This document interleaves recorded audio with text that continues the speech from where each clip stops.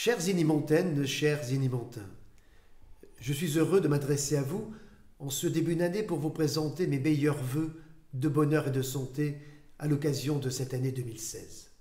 Ne comptez pas sur moi pour céder un pouce à la sinistrose qui s'est installée sur notre pays. Oui, il nous faut nous protéger et être vigilants. Oui, il appartient au pouvoir public d'avoir un grand discernement dans des décisions qui engagent notre mode de vie et nos valeurs. Dans ce contexte, j'ai pourtant envie de m'adresser à vous avec optimisme. Car Montigny a des motifs de sourire.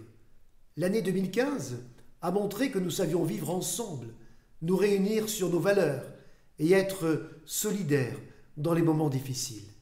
Elle a été aussi marquée par des grandes manifestations et de grandes réalisations comme ces superbes et populaires championnats du monde de cyclisme sur piste au Vélodrome ou encore la rentrée des étudiants de l'école d'ingénieurs Estaca dans leur campus flambant neuf sur le quartier du Pas-du-Lac.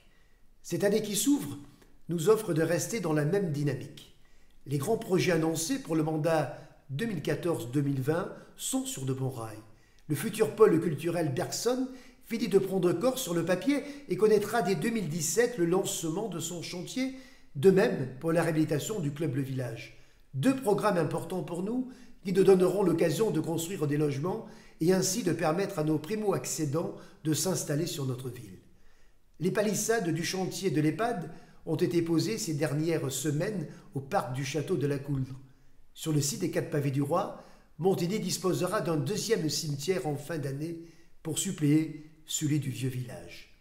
Un territoire doit aussi savoir se montrer attractif à ceux qui le choisissent pour y investir et s'y développer. Le groupe Nissan Europe a choisi Montigny pour son futur siège social au Pas-du-Lac, près du Vélodrome. 2 hôtels ouvriront au printemps et des logements continueront d'être livrés pour les doctorants et les étudiants. Ces dernières années, le quartier Centre-Gare a subi un profond lifting de l'ensemble de ses espaces publics et de la gare.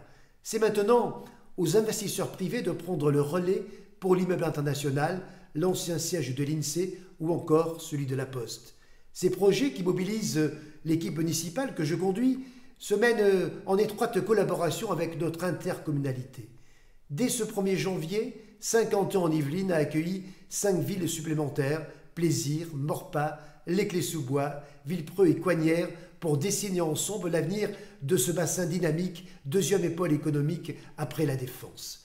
Malgré les contraintes financières qui affectent nos budgets publics pour cause de désengagement de l'État, le futur de Montigny s'inscrit bien dans cette tradition pionnière qui mène perspective pour le futur, envie de vivre ensemble dans la quiétude et ambition pour notre cadre de vie. Je ne peux conclure sans vous inviter à participer à ce grand élan qui doit nous réunir en 2016. À Montigny plus qu'ailleurs, nous pouvons rêver des Jeux. À l'automne 2017, Paris doit être désigné pour les JO 2024. Il nous faut nous inscrire dans cet élan d'enthousiasme collectif pour que 100 ans après les derniers Jeux d'été organisés en France, les Inimontains puissent vivre cet événement unique dans leur ville olympique. Cette année 2016, laissez-moi encore la souhaiter belle, chaleureuse et dynamique à vous toutes et à vous tous.